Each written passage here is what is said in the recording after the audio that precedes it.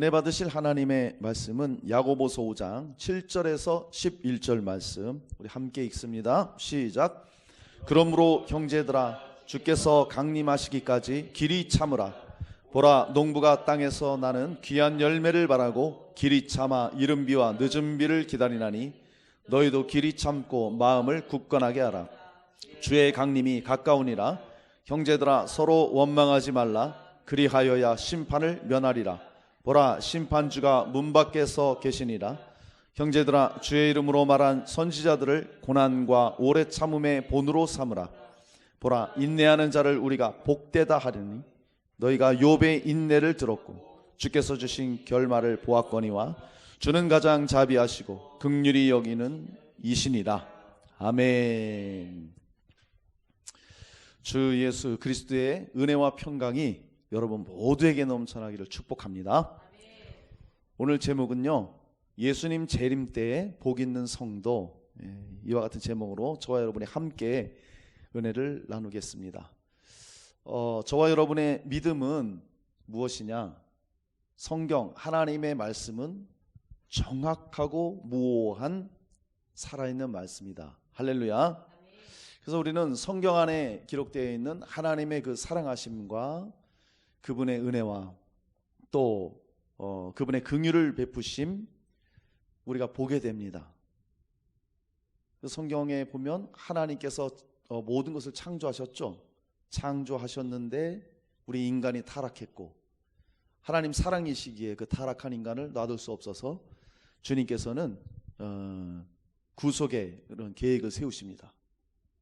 그리스도를 보내실 것을 예언하셨고 또 그 예언대로 예수님이 이 땅에 오셨어요. 오셔서 우리 죄를 위해 십자가에 죽으셨습니다. 할렐루야. 그것을 우리는 믿습니다. 뿐만 아니라 그분이 사망 권세, 지옥의 모든 권세를 이기고 부활하셨습니다. 그것을 우리는 확실하게 믿습니다. 그리고 그분이 승천하셨어요. 할렐루야. 성경의 모든 예언대로 주님은 그것을 이루셨고 이제 성경의 완성이 남았는데 그것은 우리 주 예수님이 승천하신 예수님이 이 땅에 다시 오시는 거예요. 예수님이 이 땅에 다시 오시면 성경의 모든 예언이 또 구원이 완성이 되는 겁니다. 그 일만 한 가지만 지금 남았습니다. 모든 것들이 다 이루어졌죠. 예수님께서 승천하시면서 우리에게 말씀하셨죠. 내가 너희를 위하여 거처를 예비하러 간다. 그리고 그 거처가 예비되면 내가 다시 와서 너희를 나 있는 곳에 있게 하리라. 이런 약속을 해 주셨습니다. 여러분, 주님께서는 저와 여러분을 데리러 오십니다. 할렐루야. 이게 우리의 믿음입니다. 자, 우리가 요즘 일어나는 모든 현상들과 그런 일들을 바라볼 때에 이제는 정말 말세 지말이구나. 말세 중에서도 마지막 때. 그리고 정말 예수님 오실 때가 점점 가까워지고 있구나 우리는 보게 됩니다. 주님이 말씀하셨던 징조를 우리가 지금 목도를 하고 있어요. 민족이 민족을, 나라가 나라를 서로 대적하지 않습니까? 처처의 곳곳에 기근이 있고 또 전염병이 있는 것을 우리가 지금 겪으면서 살고 있어요. 지금 그런 시대를 우리가 살고 있고 이렇게 마지막 때를 우리가 마지막 주자로 살아가고 있는 거예요. 우리가 어쩌면 우리 시대 때 주님이 오실 수도 있겠다 이런 생각도 드는 거예요. 이런 모든 현상들을 볼 때에, 되어지는 현상들을 볼 때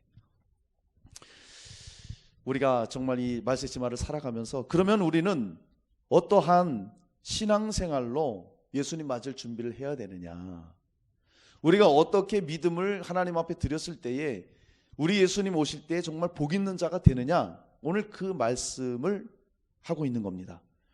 저와 여러분이 오늘 이 본문 말씀을 보면서 정말 예수님이 다시 오실 때에 정말 우리는 어떤 복 있는 성도가 될 것인가, 함께 말씀을 통해서 은혜 받으시기를 주님의 이름으로 축원합니다. 자, 예수님 재림 때의 복 있는 성도는 어떠한 성도입니까? 첫 번째, 주님의 재림 때까지 길이 참는 자가 복되다 말합니다. 자, 우리 7절 말씀을 한 목소리 읽습니다. 시작. 그러므로 형제들아 주께서 강림하시기까지 길이 참으라. 보라, 농부가 땅에서 나는 귀한 열매를 바라고 길이 참아 이른 비와 늦은 비를 기다리나니. 아멘. 자, 사랑하는 여러분, 예수님 재림할 때에 복 있는 성도는 끝까지 인내하는 성도입니다. 아멘. 이 야고보 사도가 당시에 흩어져 있는 그 유대인들에게 그들이 굉장히 고난과 핍박을 받고 있었어요. 그들에게 농부의 비유를 들어가면서, 그 시대는 뭐 대부분 사람들이 농사를 지었으니까 농부의 비유를 들어가면서 열매를 기다리는 그 농부처럼 오래 견뎌야 된다, 참아야 된다, 그렇게 격려하면서 권면하는 그런 말씀입니다. 여기 보니까 길이 참으라고 그렇게 말씀하고 있죠. 이것을 그 원문을 보면 이런 내용입니다. 그리스도인들이 압제나 박해 아래서 포기하지 말고, 자기를 포기하지 말고, 또 성급하게 막 보복하려고 그렇게 하지 말고 고통을 참고 자제하면서 살아라, 이런 뜻이에요. 그러니까 길이 참으라. 진짜 훌륭하고 좋은 농부는 어떤 농부입니까? 씨를 뿌리고 기다리는 농부가 훌륭한 농부예요. 씨를 뿌려놓고 하루 이틀 있다가 일주일 있다가 싹이 안 나네, 농사 망쳤네 하고 손을 떼버리는 농부는 없을 것입니다. 그런 어리석은 자는 없을 것이죠. 분명히 씨를 심고 물을 주고 또 모든 자연 기후로 비가 오고 하면 가을에 추수한다는 확신이 있기 때문에 농사를 짓잖아요. 그래서 그때까지 농부는 기다리는 거예요. 돌을 골라내주고 또 잡초도 뽑아내주고, 김맨날이나요? 그렇게 해주고, 가진 어려움이 있어도 그렇게 땀을 흘리면서 농부는 수고하는 거예요. 왜요? 열매 거둘 때가 있기 때문에. 그런 비유로 지금 고난과 핍박과 그런 압제 속에 있는 성도들에게 농부가 그렇게 인내하는 것처럼 여러분들도 그렇게 신앙생활 할 때에 인내해야 됩니다. 여러분 오래 참으십시오. 그렇게 권면해주고 있습니다. 그러면서 하는 말이 뭐냐? 이른 비와 늦은 비를 기다리듯이 너희도 길이 참고 마음을 굳게 하라. 주님이 곧 오십니다. 격려합니다. 여기 보니까 이른 비와 늦은 비를 기다린다 이렇게 말하잖아요. 이 팔레스타인 지역은 1년에 딱 비가 2번 오는 경우가 있습니다. 우리처럼 이렇게 많이 오는, 우기가 있는 게 아니라, 많이 오는 게 아니라. 그래서 이른 비는 10월에서 11월 초 요때 이제 오게 돼요. 그러면 그때 비가 오면 땅이 축축해지고 또 그렇게 부드럽게 만들어서 씨를 뿌릴 수 있도록 그렇게 해주는 거예요. 그러면 늦은 비는 언제 오냐 하면은 3월에서 4월에 내립니다. 그러면 이때에 정말 결정적인 수확을 도울 수 있는 그런 비가 되는 거예요. 씨를 심어놨는데 그때 비가 내려주면 그때 이제 싹이 올라오고 그러겠죠. 그 다음에 이제 5월에서 9월이 건기입니다. 건기. 이때가 가장 힘든 거예요. 곡식 나오기가. 이때를 기다려야 됩니다. 참아내야지만 열매를 거둘 수가 있는 거예요. 이것처럼 고난을 참아내고 길이 참아야 된다고 하잖아요. 참아내야만 열매를 거둘 수 있다. 그렇게 우리에게 권면을 하고 있어요. 이렇게 농부가 생명과도 같은 이른 비, 늦은 비를 적당한 때 주시리라는 그 약속을 딱 붙잡고 참는 것처럼 우리도 그리스도 예수 안에서 우리는 각가지 핍박을 받을 때가 있고 어려움을 겪을 때가 있어요. 내가 신앙인이기 때문에 손해를 볼 때도 있고, 신앙인이기 때문에 조롱의 대상이 될 수도 있고, 내가 믿음을 가진 자이기 때문에 남들에 비해서 좀 불합리하게 대우를 받을 때도 있다는 거예요. 그럴 때 우리는 어떻게 해야 되느냐? 정말 다시 오실 예수님, 구원을 완성하실 그분께 소망을 두면서 끝까지 그분의 재림을 기다리면서 살거라. 할렐루야. 그래서 끝까지 인내하는 성도가 우리 주님 오실 때에 복된 성도예요. 그런 성도를 우리 주님이 다시 오실 때 너 정말 수고 많았구나, 정말 충성했구나, 정말 나를 바라보면서 인내했구나 하면서 칭찬해 주시는 거예요. 그래서 우리 믿음 있는 사람들은 언제까지 인내를 해야 됩니까? 조금에다가 포기하거나 낙심하거나 뒤돌아서지 말고 우리는 주님이 재림하시는 그날까지 끝까지 인내를 해야 되는 거예요. 할렐루야. 그러니까 인내라는 것을 완성하는 것은 끝까지 가야 되는 거예요. 그래야 비로소 그게 인내가 되는 거예요. 예수님 재림 때 복 있는 성도는 이렇게 끝까지 인내할 때 복된 자가 된다는 거예요. 11절 말씀 보니까 보라 인내하는 자를 우리가 복되다 하나니 그렇게 말씀합니다. 너희가 욥의 인내를 들었고 주께서 주신 결말을 보았거니와 주는 가장 자비하시고 긍휼히 여기시는 이시니라.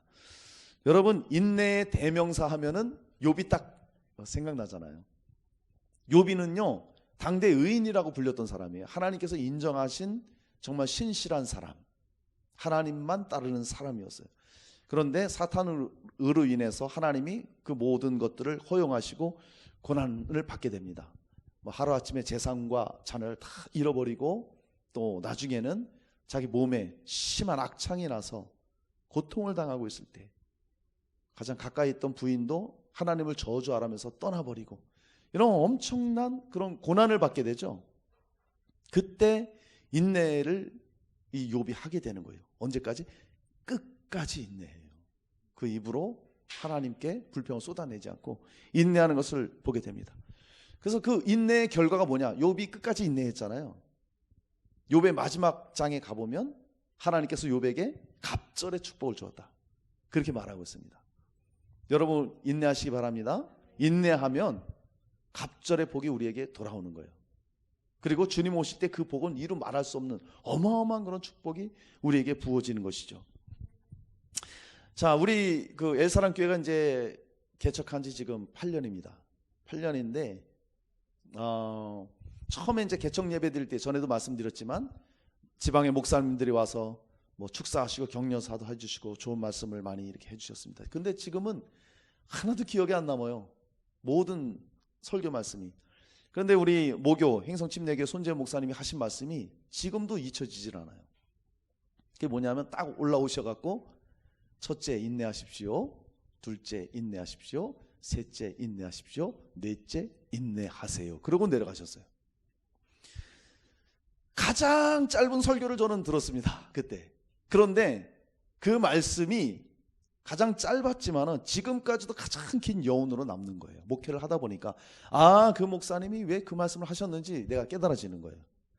목회는 인내구나, 인내하는 거구나. 제가 이렇게 8년간 목회를 해오면서 보면 정말 인내를 요하지 않고는 이 길을 갈 수가 없는 거예요.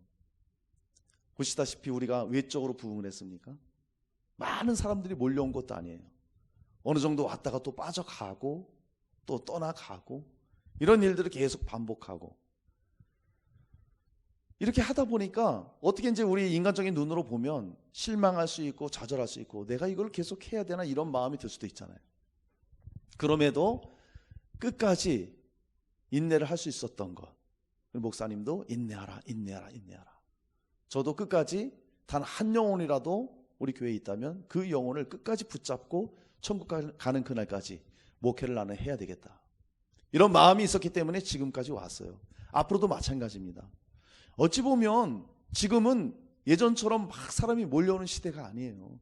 사람들은 풍족해졌고 그리고 출산율은 낮아졌고 다음 세대들은 줄어들고 있고 이런 세대입니다.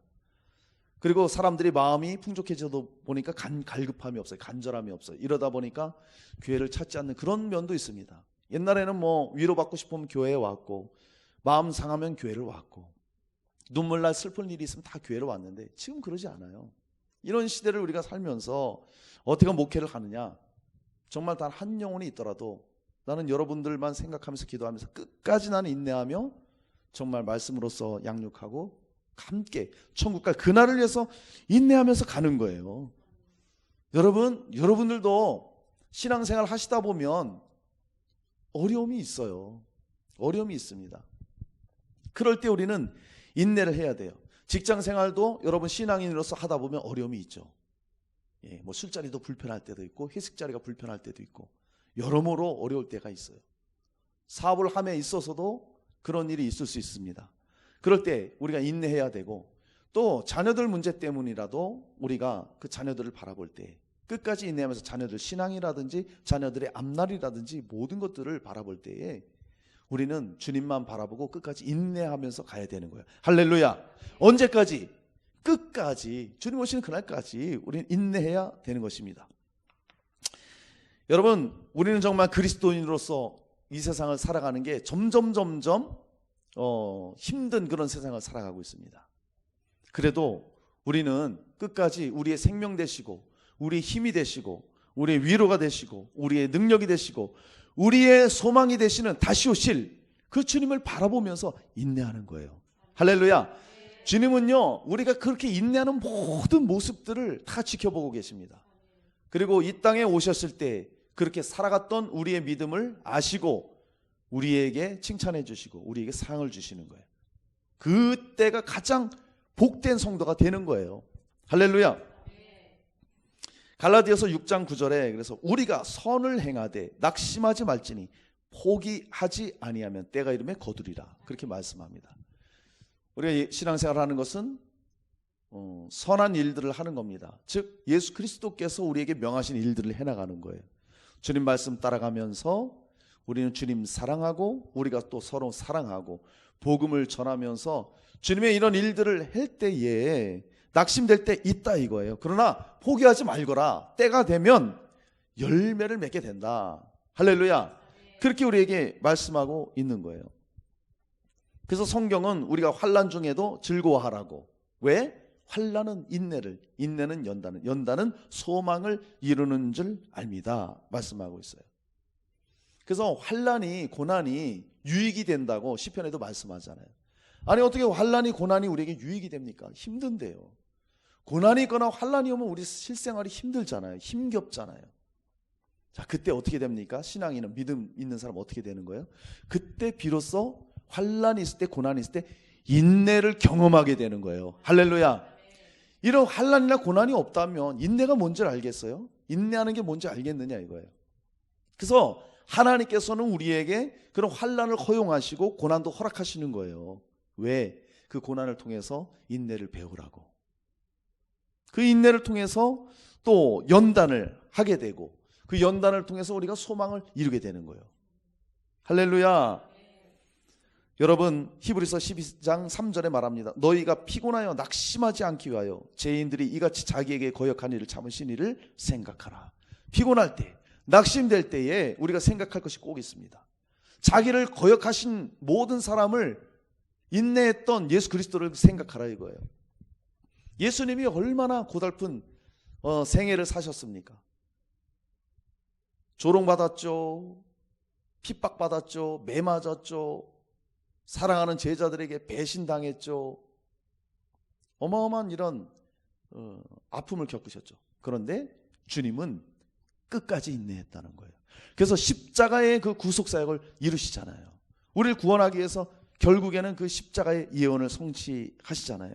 그것처럼 우리도 피곤할 때, 낙심될 때 그 주님을 바라보면서 우리도 그렇게 인내하라. 성경은 오늘 우리에게 그렇게 말씀하고 있습니다. 여러분 마태복음 24장에 보면 제자들이 예수님께 물어요. 예수님, 주님이 임하실 때와 마지막 때에 어떤 일이 있겠습니까? 그래서 주님이 하신 말씀이 그거 아니에요? 사람의 미혹을 주의하라. 거짓 선지자들이 미혹할 것이다. 지금 이 시대가 그렇게 되어가고 있죠. 민족이 민족을, 나라가 나라를, 또 전염병이 있겠고 지진 있을 것이다. 불법이 성함으로 많은 사람들의 사랑이 식어진다. 이렇게 말하고 있어요. 그러니까 여러분 보세요. 불법이 성함으로 많은 사람들의 사랑이 식어진다. 지금 이 시대는 정말 사랑이 식어진 시대예요. 마지막 시대입니다. 예전에는 교회가 그래도 사랑이 많았어요. 그 사람들이 교회 오면 야, 교회 너무 좋다. 정말 교회는 사랑이 있구나. 정말 예수 믿는 사람들이 다르구나. 이런 사랑이 충만했습니다. 지금은 그러질 않아요. 여러분 다 아시다시피 얼마 전에는 목회자의 자녀들이 결혼했는데 아이를 입양해서 정인이 사건 다 아시잖아요. 너무 학대를 해서 의사가 그 소견낸 거 다 들으셨잖아요. 이거는 의사조차도 표현할 수 없을 그런 학대였다고. 사랑이 식어진 거죠. 며칠 전에도 뉴스 다 보셨을 거예요. 어떤 엄마가 아이를 두고 집을 나가버렸어요. 내연남을 찾아서 가서 사는 거예요. 몇 개월 동안. 애가 죽었습니다. 근데 그 엄마는 거기서 그 아이한테 나오는 아동수당을 타먹고 있었던 거예요. 여러분 세상에서 가장 큰 사랑이 뭡니까? 어머니 사랑이에요. 안 그래요? 어떻게 자녀를 그렇게 버립니까? 뭐예요? 마지막 때는 이렇게 사랑이 식어지는 거예요. 예수님 말씀이 틀린 게 하나도 없어요. 이런 것들을 겪다 보면 정말 신앙인으로서 더군다나 믿음 있는 사람들이 그런 일에 연루된 걸 보면 너무 마음이 아프고 그런 것들을 우리가 보게 되는 거예요. 그럴 때 예수님이 하십니다. 끝까지 견디는 자는 구원을 얻으리라. 끝까지 견디는 자는. 여러분, 우리는 모든 상황을 바라볼 때 신앙인으로서 결코 편한 그런 상황을 우리가 살 수가 없습니다. 그럴지라도 우리는 끝까지 주님 바라보면서 견뎌야 돼요. 그럴 때 주님이 구원을 얻는다고 말씀합니다. 누가복음 21장 19절에 너희의 인내로 너희 영혼을 얻으리라. 마지막 구원도 인내하는 자가 받게 되는 거예요. 할렐루야. 그래서 우리는 끝까지 인내해야 돼요. 지혜로운 다섯 처녀처럼 우리는 항상 깨어있고 등과 기름을 준비해야 돼요. 하나님 말씀 붙들고 성령 충만하여서 정말 신부가 신랑을 기다리는 것처럼, 전에도 말씀드렸지만 이스라엘의 이 신부는 예복을 입고 있어요. 신랑이 언제 올지 모르니까 밤중에 오거든요. 잘 때도 예복을 입고 있어요. 뭐예요? 신부된 우리는, 예복은 성도들의 옳은 행실이에요. 우리가 말씀 붙들고 그분 따라가면서 순종하면서 인내하면서 살아가는 거예요. 이를 지혜로운 삶, 인내하는 거죠. 또 2달란트, 5달란트 받았던 종들처럼 우린 다 직분자 아니에요? 직분을 받으셨잖아요. 그럼 직분에 합당한 삶을 사는 거예요. 주님이 명하신 일을 우리는 충성을 다하는 것입니다. 나와서 예배하고 주님을 찬양하면서 정말 복음을 위해서 여러분 수고해 주시고 몸된 교회를 위해서 충성하는 거예요. 그래서 우리가 아까도 얘기했지만 선교사님들을 위해서 기도하는 거, 우리가 또 물질로도 선교 헌금을 하는 것들이 그분들이 그 현지에서 사역하는 데 도움이 되는 거예요. 그러면 주님 보실 때 우리가 다 함께 그 일을 하는 걸로 봐주시는 거예요. 나중에 주님 오시면 잘하였도다 충성된 종아, 이런 칭찬을 받는 겁니다. 할렐루야. 그래서 우리는 끝까지 인내하면서 그렇게 나가야 돼요.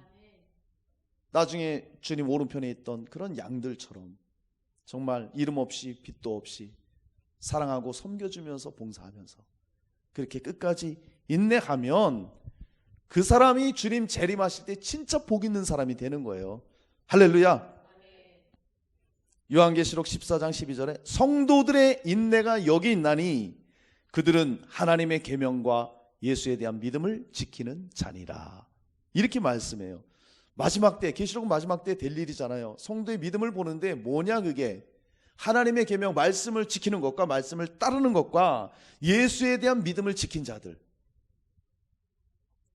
주님에 대한 그 십자가의 복음, 그것을 끝까지 붙잡고 인내했던 자들, 주님 오실 때 가장 복된 자라고 그렇게 말씀하고 있습니다. 사랑하는 여러분, 정말 우리 예수님 재림하실 때까지 끝까지 인내하시는 복된 성도들 되시기를 주님의 이름으로 축원합니다.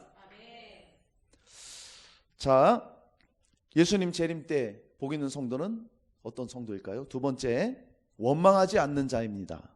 자, 우리 9절 말씀을 함께 읽습니다. 시작. 형제들아 서로 원망하지 말라. 그리하여야 심판을 면하리라. 아멘. 여러분, 예수님 재림 때 진짜 복 있는 성도는 누구냐? 원망하지 않는 성도예요. 할렐루야. 자, 이 야고보 사도가 형제들아 서로 원망하지 말아라. 그리하여야 심판을 면하리라. 심판주가 문 밖에 서 계신다 말씀하고 있습니다. 예수님 곧 강림하실 텐데 서로 사랑하기도 많은 시간이 없는데 원망하지 말거라, 그렇게 말합니다. 여기 원망, 이 원망이 어떤 때 나옵니까? 원망은요, 길이 참는 시간이 끊어졌을 때, 그때 원망이 나오는 거예요. 참는 시간을 잃어버렸을 때 원망이 터져 나오게 돼 있어요. 그러니까 우리는 끝까지 인내해야 되겠죠. 그래서 인내를 할 때 원망을 하지 말고, 또 여러 가지 시험이 오게 되면 만나게 되거든 오히려 기쁘게 여기라, 그렇게 말하고 있습니다. 할렐루야. 그래서 우리가 전도를 할 때도 욕을 먹어도 그 전도 많이 하는 그 교회 있잖아요. 경기 무슨 교회예요 거기? 응? 경기제일교회.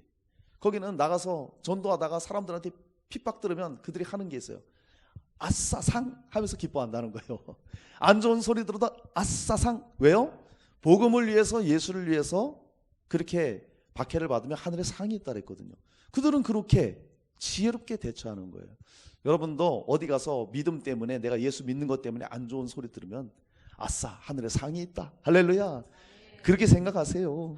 그러니까 원망하지 말고 시험이 있을 때 도리어 기뻐하는 거예요. 사실은 이게 뭐 쉽지는 않죠. 그러나 주님이 사랑이 내 안에 충만하고 주님의 재림에 대한 소망이 충만한 자는요, 그걸 그렇게 이겨낼 수 있는 거예요.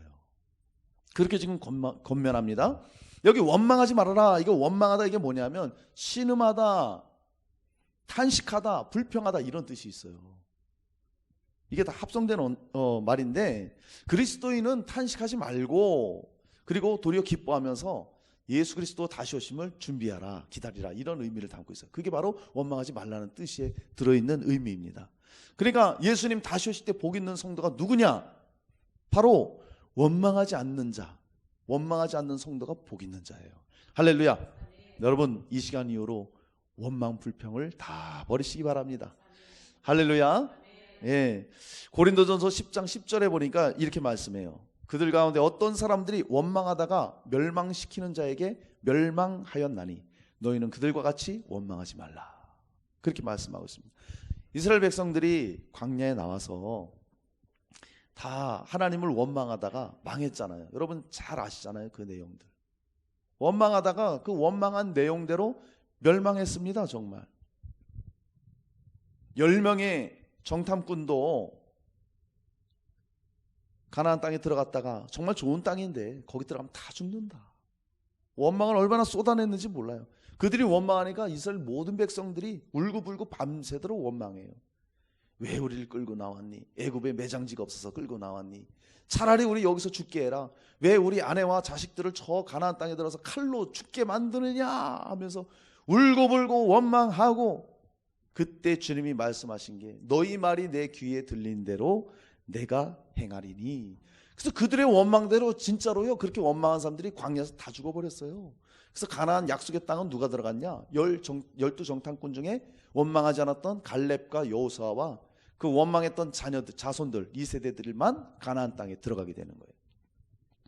그러니까 여러분, 원망이라는 게 이렇게 무서운 겁니다. 우리는 성경을 보면 이렇게 생각할 때가 있어요. 아니, 이 사람들은 그렇게 출애굽할 때 하나님의 능력을 봤고 그 기적의 능력을 다 눈으로 봤던 사람이에요. 만나 내리는 걸 받아서 먹었던 사람이고 메추라기를 먹었고 반석에서 물이 나는 걸 마셨던 사람인데, 아니 어떻게 이렇게 하나님 원망할 수 있지? 아니 약속의 땅을 주신다고 확실히 약속했는데 왜 원망을 할 수 있지? 우리 이렇게 생각할 수 있어요. 그런데 실생활에서 우리가 그렇게 원망을 하고 있다니까요. 정말로 그럴 때가 얼마나 많은지 몰라요. 하나님, 왜 나의 삶은 이래야 됩니까? 저쪽 집은 저렇게 잘 사는데 나는 왜 이래야 됩니까? 이런 원망들이 알게 모르게 나와요. 다른 사람들과 자꾸 비교하게 되고 말이죠. 이게 우리는 아무 생각 없이 할지라도 하나님 앞에는 큰 거예요. 그래서 원망이 정말 무서운 거예요. 오죽하면은 원망하다가 멸망시키는 자에게 멸망하였나니 너희 그들과 같이 원망하지 마라. 야고보 사도도 형제들아 서로 원망하지 마라. 그리해야 심판을 면한다. 심판주가 문 밖에 있다. 그렇게 말하고 있는 거예요. 여러분, 예수님 다시 오실 때 복 있는 사람이 누구입니까? 원망하지 말아야 된다는 거예요. 여러분, 원망을 왜 하게 됩니까? 이 원망하는 이유를 우리가 보게 되면 하나님께서 과거에 우리에게 주셨던 그 은혜를 잊기 때문에 원망을 하는 거예요. 이스라엘 백성들이 애굽에 430년간 종살이했어요. 얼마나 고달팠는지 하나님께 부르짖었어요. 제발 우리 종살이 좀 벗어나게 해달라고. 벗어나게 해줬죠. 나왔더니 어떤 일이 있어요? 원망하잖아요. 마실 게 없습니다. 먹을 게 없습니다. 종살이에서 자유를 줬는데 조금만 인내하면 다 주실 텐데 원망합니다. 과거의 은혜를 잊으면 원망이 나오는 거예요. 여러분, 하나님이 우리를 부르시고 죄로 죽을 수밖에 없고 영원히 지옥 갈 수밖에 없는 우리를 구원해 주셨어요. 할렐루야. 이 은혜 하나만으로도 우리는 평생 감사해야 돼요. 근데 이 은혜를 잊으면, 불렀을 뿐만이 아니라 우리의 삶을 되돌아보세요. 주님이 우리를 먹이셨어요. 주님이 우리를 입히셨어요. 주님이 우리를 보호해 주셨어요. 주님이 우리 삶 가운데 간섭해 주시고 이끌어 주셨어요. 우리의 자녀를 지켜주셨어요. 이 모든 것을 생각할 때에 얼마나 감사합니까? 근데 이 은혜를 잊으면 원망이 나오는 거예요. 과거의 은혜를 잊을 때 원망이 나옵니다. 이스라엘 백성들처럼. 또 지금 받고 있는 은혜를 모르면 원망이 나와요. 이스라엘 백성들이 광야에서 육신이 좀 불편했죠. 그러니까 막 불평하고 원망이 나오는 거예요. 왜? 지금 그 은혜를 몰라요. 종살이에서 나왔어요. 비록 광야 생활이지만 하나님의 계획이 있고 인도하심이 있어요. 그거를 모르고 뭐라고 또 원망합니까? 애굽에 있을 때는 마늘도 먹고 파도 먹고 고기도 먹고 생선도 먹었는데 여기는 왜 이러냐? 뭡니까 이게? 과거에 애굽에서 살던 그런 삶에 익숙함이 있는 거예요. 그런 습관들이 있는 거예요. 그러니까 자꾸 지금의 은혜를 만족하지 못하는 거죠.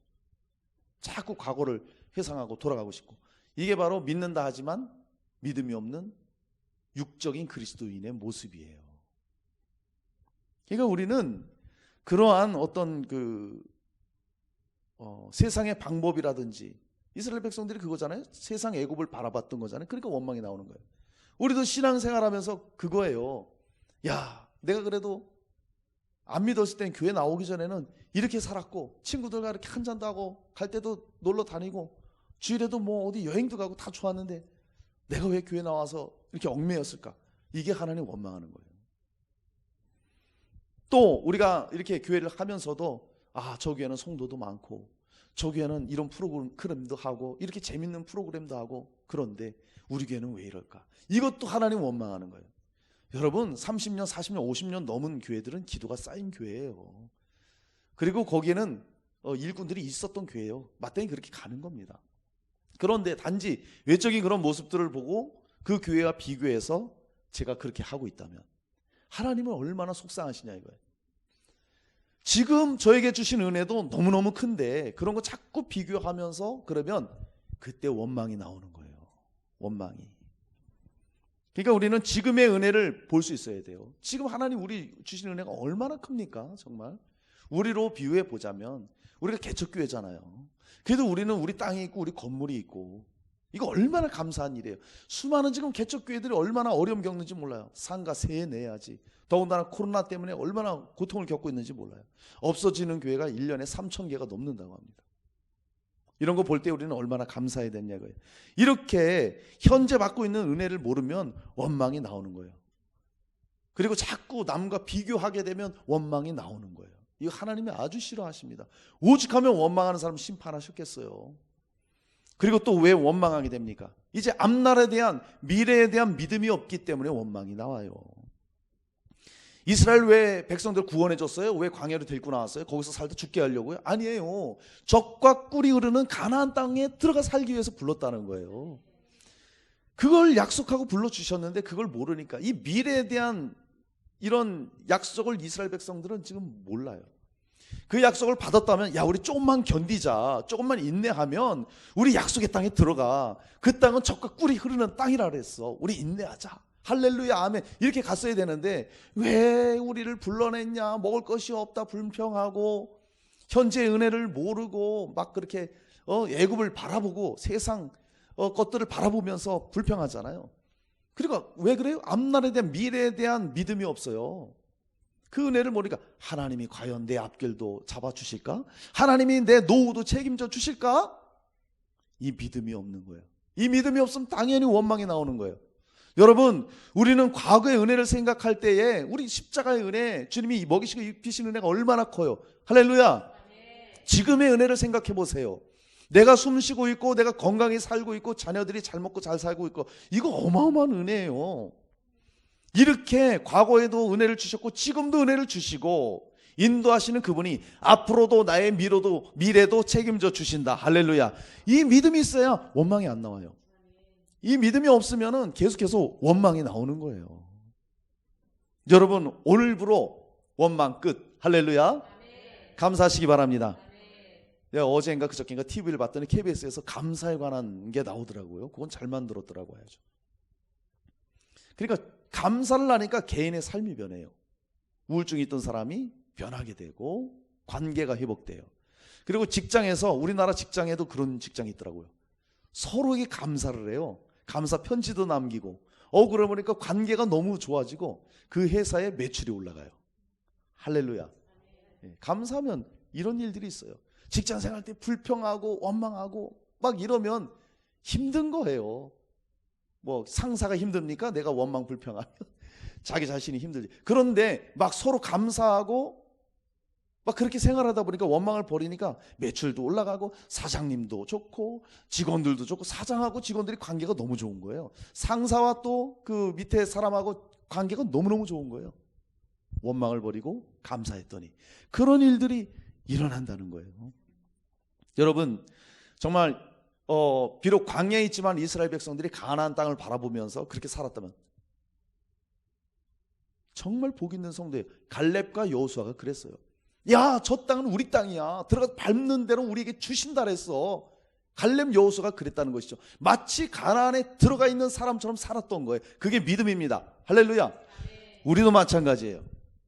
앞은 우리는 알 수 없어요. 한 치 앞도, 우리는 한 시간 뒤에 무슨 일이 일어날지 몰라요. 그러나 믿음으로 사는 거예요. 어떻게? 과거의 나를 지켜주셨던 그분이 지금도 은혜를 주시고 있고 앞으로도 주님은 나를 붙잡아 주시고 이끌어 주신다. 할렐루야.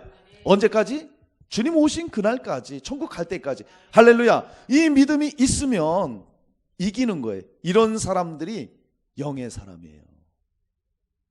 육에 속한 자는 현실을 보며 상황을 보며 원망 불평을 쏟아냅니다. 영에 속한 사람은, 성령의 사람은 상황을 안 봐요. 현실이 어렵다 할지라도 믿음으로 인내하면서 이겨내요. 그리고 앞날도 믿음으로 바라보는 거예요. 할렐루야. 이 사람이 예수님 오실 때, 재림할 때 복된 사람이다. 할렐루야. 그렇게 말씀하는 겁니다. 여러분, 성경을 보면 우리 믿음의 조상이었던 아브라함이 독자 이삭을 바쳐라. 아니, 100세에 얻은 아들이에요. 100세에 얻은 아들, 독자. 그러면 우리 같으면 어떻겠어요? 하나님 지금 제정신이세요? 이러려면 주시지나 말지. 왜 독자를 바치라고 합니까? 원망이 나올 법하잖아요. 원망을 안 해요. 아브라함이 한치의 망설임 없이 가서 번제로 드리려고 하잖아요. 실제 칼로 잡으려고 하잖아요. 어떤 분이 그러시더라고요.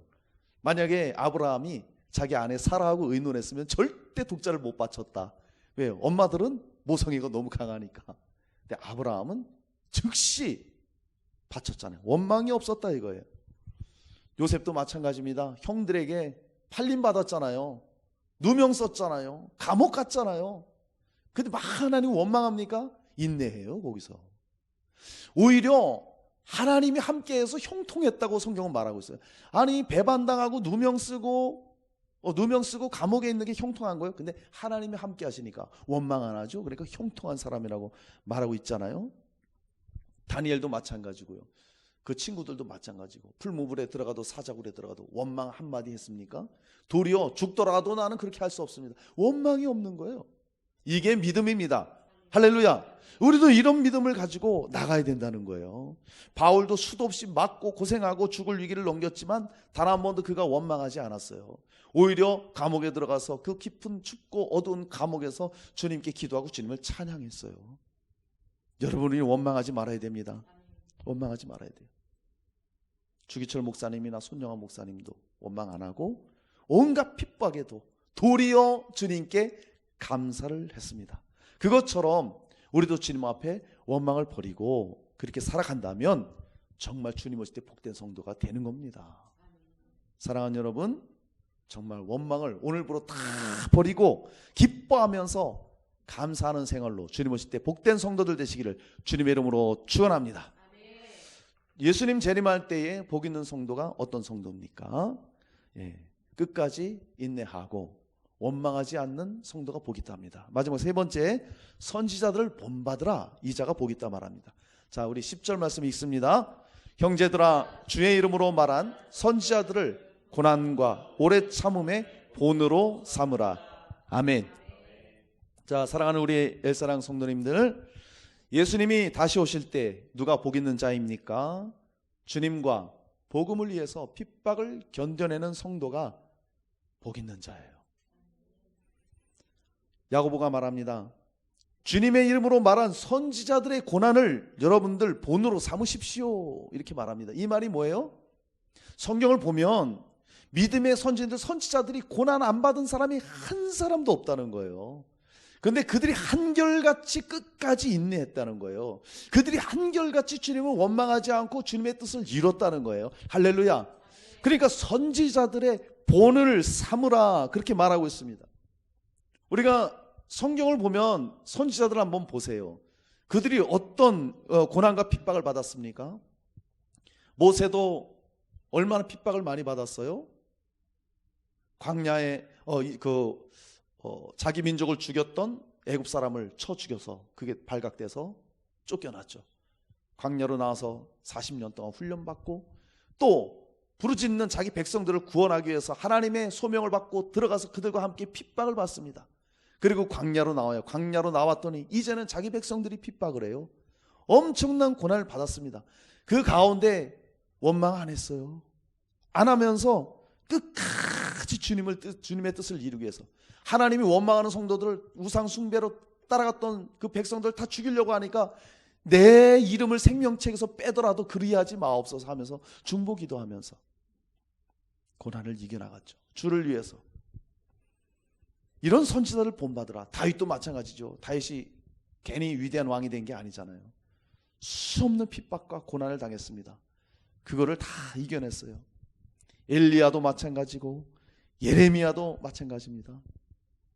엘리야 핍박도 아시잖아요. 기껏 하늘에 불을 내리고 바알과 아세라 섬기던 제사장들 다 죽이고 이런 역사를 나타냈더니 아합과 이세벨이 뭐라고 말합니까? 저 제사장들이 네가 그렇게 죽인 것처럼 너도 내일 그렇게 죽일 거야. 이런 핍박이 옵니다. 그래서 멀리 떠나잖아요. 예레미야도 마찬가지고 말이죠. 예레미야도 엄청난 핍박을 받았습니다. 예레미야가 하나님 말씀 전할 때 정말 괴로웠어요. 예레미야는 눈물의 선지자입니다. 울지 않을 수가 없어요. 이스라엘의 죄를 지적해야 됩니다. 하나님 말씀하시기 가 전해라. 너희들 망한다. 바벨론이 너희들 다 망하게 하고 너희들 포로로 다 끌어간다. 가서 70년 동안 포로로 살 것이다. 너희들 항복하고 다 따라가라. 이걸 전해야 되는 거예요. 우리나라 같으면 좀 실감이 많이 되죠. 이겁니다. 매국노가 되는 거예요, 사실. 우리는 일본에게 잡혀가야 됩니다. 우리 일본에게 항복해야 됩니다. 우리는 일본의 속국이 돼야 되고 우리 70년 동안 일본 아래에서 살아야 됩니다. 이 말하면 어떻게 되겠어요? 난리 나겠죠? 지금도 일본 하면 치를 떨지 않습니까? 우리나라 사람들. 예레미야가 그랬다는 거예요. 이 말을 전해야 됐어요. 그러니까 이 핍박이 고난이 엄청났어요. 가둬두고. 그런데 어떻게 했어요? 주를 위해서 기꺼이 그 길을 갔다 이거예요. 선지자로서 믿음을 지켰다 이겁니다. 미가야도 마찬가지고 아합왕과 여호사밧 왕이 아람과 전쟁할 때 선지자 없습니까? 다른 선지자들 없습니까? 여호사밧 왕이 그랬더니 미가야가 있습니다. 미가야가 왔습니다. 다른 선지자들은 시드기야를 비롯한 다른 선지자들은 셋불을 만들어서 왕이시여 이 셋불로 다 찔러서 아람 군대들을 무찌르고 이길 것입니다. 그렇게 얘기했어요. 근데 미가야는요 하나님 주신 말씀대로 전하는 거예요. 전쟁 나면 왕 죽습니다. 한마디로 그거예요. 당신 전쟁 치면 죽어. 심판이야. 그러니까 미가야를 집어넣는 거예요. 감옥에. 고난의 떡을 마시게 하라고. 그러나 그 고난을 무서워하지 않습니다. 하나님 말씀 그대로 전하는 거예요. 그대로. 왕이 죽는다고 어떻게 전할 수 있겠어요? 그러나 하나님 말씀이기 때문에 고난 핍박을 무릅쓰고 견디면서 주님의 뜻을 이룬다 이겁니다. 할렐루야. 여러분 정말 복 있는 자가 누굽니까? 예수님 재림할 때 주를 위해서 복음을 위해서 고난 핍박을 견디는 성도가 복이 있는 거예요. 할렐루야. 우리가 믿음 생활하면서 신앙 생활하면서 그냥 편안하게 산다고는 아예 생각도 하지 마세요. 정말로. 물론 우리가 살아갈 때 하나님의 은혜가 크고 축복도 있고 평안이 있습니다. 그러나 고난도 함께 있다는 거예요.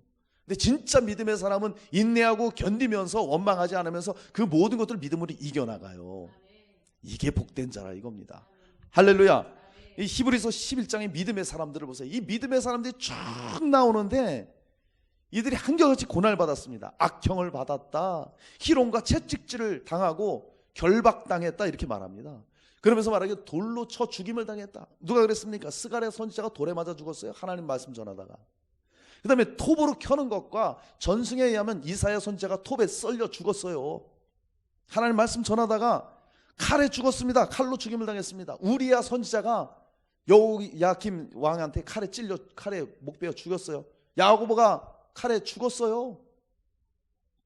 핍박을 받는다 이겁니다. 궁핍과 환난과 학대를 당하고 양과 염소 가죽을 입고 유리했다. 이게 뭐예요? 엘리야 엘리사 정상적인 생활을 하지 못했어요.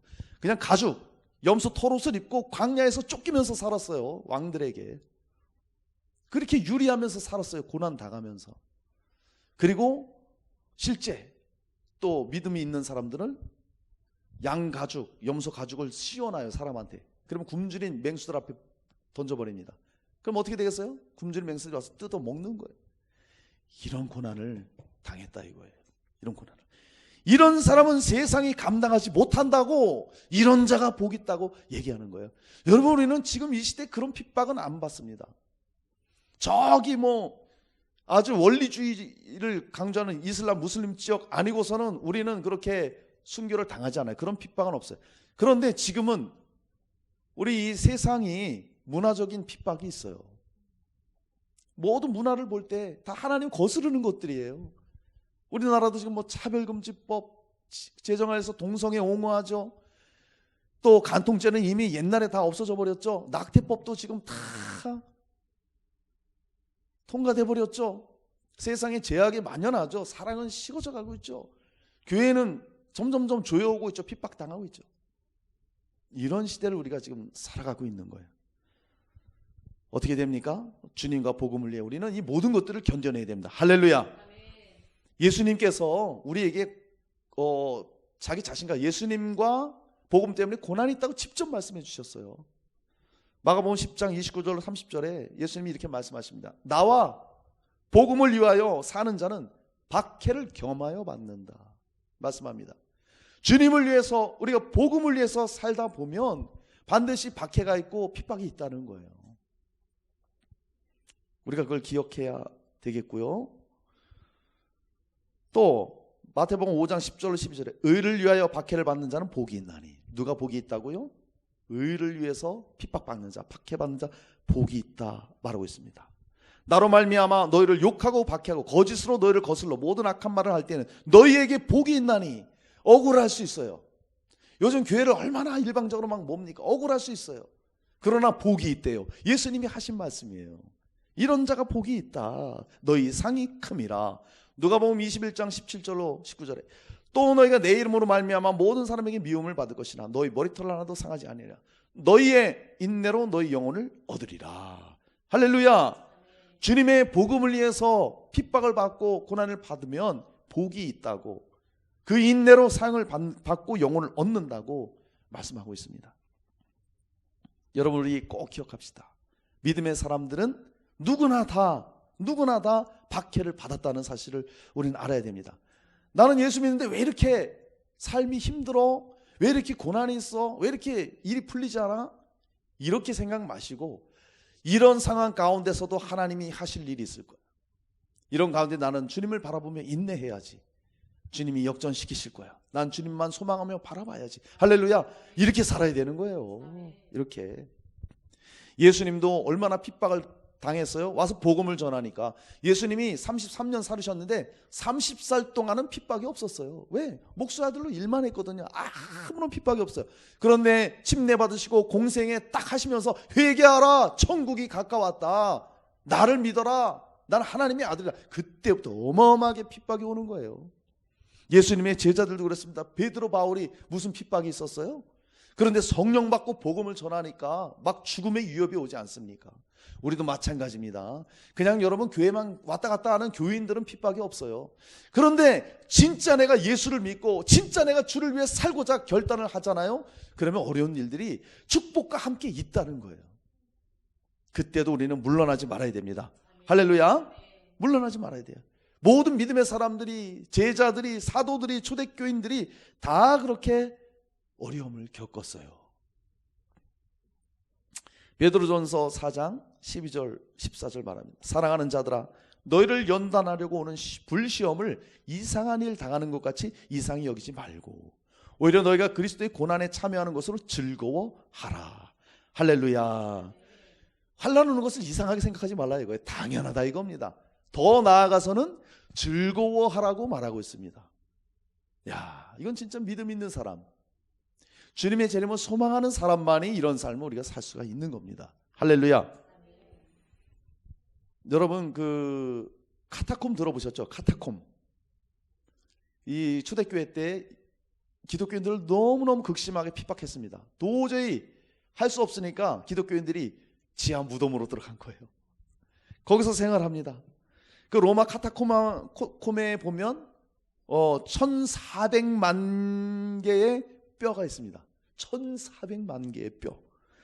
누구냐? 카타콤 그 안에서 지하 무덤에서 신앙을 지키다가 죽은 순교자들이에요. 어마어마하죠? 그리고 그 카타콤의 길이가 무려 560km. 어마어마하죠? 그 길이가 카타콤 안에. 그런 데서 살았던 거예요. 그들에게 물질이 무슨 소용이 있어요? 명예, 권세 뭐가 소용이 있어요? 그들은 오직 한 가지였어요. 오직 주를 믿는 믿음, 주님이 다시 오신다는 그 재림의 소망을 가진 믿음, 그거 하나였어요. 오직 예수님만 붙잡고 그 안에서 그렇게 살았어요. 그들의 상이 얼마나 클까요? 여러분, 우린 정말 이런 믿음으로 살아야 됩니다. 주와 복음을 위해서 우리는 핍박도 견뎌내야 돼요. 얼마 전에 그 부산 세계롭교회 손현보 목사님이 대면 예배를 끝까지 주장했죠. 끝까지 우리는 대면 예배한다. 그러니까 정부에서 너네 그러면은 법 어긴다, 폐쇄하겠다, 폐쇄하라. 우린 폐쇄하면 카타콤 예배로 들어가겠다. 우리는 그렇게 핍박해도 예배만은 포기할 수 없다 얘기하는 거예요. 결국에는 끝까지 그걸 해서 이겼어요. 이 목사님이 대면 예배 끝까지 했습니다. 교회 폐쇄까지 갔는데 교회 앞에서 성도들이 나서 다 거리두기 하면서 예배를 했어요. 보세요. 누가 보면 무모하다고 그래요. 세상 사람들이 얼마나 세계롭게 욕했는지 몰라요. 왜 방침을 안 따르고. 나중에 밝혀진 사실, 이 손현보 목사님이 MBC 100분 토론에 나갔습니다. 100분 토론에 나갔는데 사람들이 주위에서 나가지 말라 그랬어요. 거기 나가면 당한다. 왜? 이미 사회자는 편향된 사람이야. 그 상대자로 나오는 목사는 어떤 목사인지 아세요? 좌성향이고 예수님 부활이 없다고 얘기하는 사람이에요. 대놓고 예수님 부활은 여자들이 나가서 그냥 유포시킨 거다. 그래서 실망하고 있는 제자들에게 부활했다고 이렇게 유포시킨 거다. 난 그 사람 보면 놀랐어요. 어떻게 목사가 성경을 안 보고 그딴 얘기를 합니까? 어쨌든 그 사람하고 100분 토론한 거예요. 손현보 목사님이. 가면 당합니다. 그런데 이 목사님이 토론 가기 하루 전날에 질병관리본부에서 어떤 그 말을 했냐면은 교회 예배를 통해서는 확진자 거의 나오지 않았다. 이렇게 딱 발표를 했어요. 그리고 그걸 수치까지 딱딱 내놨어요. 수치까지. 그걸 들고 가갖고 거기서 토론을 했습니다. 그래서 거기 모든 댓글들이 다 손현보 목사님 편 들은 거예요. 왜? 끝까지 이 사람은 확증이 있는데도 몰고 가니까. 뭘 말하는 거예요? 얼마나 핍박했는지 몰라요. 이 목사님을 정말 세상에서. 세상 사람들 뿐만이 아니라 오히려 교회에서 더 핍박을 했어요. 결국에는 이기더라 이겁니다. 믿음을 지키니까. 여러분 뉴스에 여러분 분별하게 해서 말씀드리는 거예요. 인터콥 굉장히 지금 난리 났었죠. 저희도 인터콥 훈련에 참여했었어요. 그 다음에 IM 선교회 난리 났었죠. 인터콥과 IM 선교회가 이단이 아닙니다. 근데 어떤 사람들이 나와서 이단이라 그러죠. 그 이단이라고 말하는 그 목사가 이단이에요. 그렇게 나서 핍박하는 목사들이 누구냐? 사회주의 공산주의 사상 따라가는 좌편향된 사람들이에요. 부활이 없다고 하는 사람들이에요. 그 무리들이 그런 얘기를 합니다. 아니 그럼 그 사람들 말을 들어야 돼요? 누구 말을 들어야 돼요? 인터콥은요 정말 복음을 위해서, 주를 위해서 정말 남들 가기 어려운 지역에 가서 이슬람 나라에 가서 선교하잖아요. 그 현장에 한 번도 안 가본 사람들이 그렇게 공격합니다. 세상 사람들이 그렇게 얘기하면 이해는 가요. 모르니까. 근데 교계에서 그렇게 또 막 같이 거기에 휩쓸려서 막 그런다 이거예요. 잘못된 겁니다. 여러분, 지금 교회가 새만 불리고 정말 목숨 걸고 선교 현장에 나가는 교회가 얼마나 됩니까? 다 꺼리잖아요. 위험하다고 안 가잖아요. 그런 데 가서 선교하고 그러면 같이 박수 쳐주고 기도해 줘야 되는 거 아닙니까? IM 선교에 인터콤 이렇게 뉴스 나오는 거 보면 마치 이상한 집단을 만들어 놨어요. 왜? 그들은 그렇게 만들죠. 편집하거든요. 이상하게 편집해서 누가 봐도 이상한 집단으로 만들어 놔요. 그런데 IM 선교의 그 마이클 조 선교사님이 대단한 분이에요. 미국 뉴욕에서도 그를 지도자로 세워서 세미나도 열고 그랬어요. 교계에서. 이 사람이 이단이에요? 이 사람이 교육의 심각한 문제를 본 거예요. 대한민국의 교육이 다 무너졌어요. 초등학교부터 중고등학교가 저런 교육을 하는 거예요. 동성애 교육을 합니다. 동성애 교육을 해버리고 좌편향 역사관을 해쳐버려요. 이승만, 박정희 죽일 놈들로 만들어버리는 거예요. 이렇게 교육을 시키죠. 그러니까 이걸 보다 못해서 기독교육이 무너지죠. 그래서 그분이 대안으로 그 교육을 만든 거예요. 지극히 기독교적인 교육이고 굉장히 좋은 교육입니다. 그런데 누가 공격해요? 그게 누가? 그쪽 사람들이 공격한다 이거예요. 그러니까 여러분들 언론에 속지 말라 이거예요. 언론은 항상 그런 식이에요. 왜 이 말씀을 드리냐? 진짜 믿음 있고 주님과 복음을 위해서 힘쓰면 이런 박해가 온다 이거예요. 주님과 복음을 위해서 이런 핍박이 올 때 견뎌내라 이겁니다. 할렐루야, 할렐루야. 여러분, 계시록 2장 10절에 말씀합니다. 예수님이 직접 하신 말씀이에요. 내가 죽도록 충성하라. 그래야만 내가 생명의 면류관을 내게 주리라. 정말 죽도록 충성하는 건 뭐예요? 핍박이 와도 환난이 와도 정말 주님의 일을 꿋꿋이 해 나가라는 거예요. 견디고. 그럴 때 주님 오실 때 우리 마지막 천국에서 영원한 생명의 면류관을 받게 되는 것입니다. 사랑하는 여러분, 말씀을 정리하겠습니다. 예수님 재림하실 때에 누가 복 있는 성도입니까? 끝까지 우리는 인내해야 됩니다. 할렐루야. 우리는 원망하지 말고 감사하는 삶을 살아야 됩니다.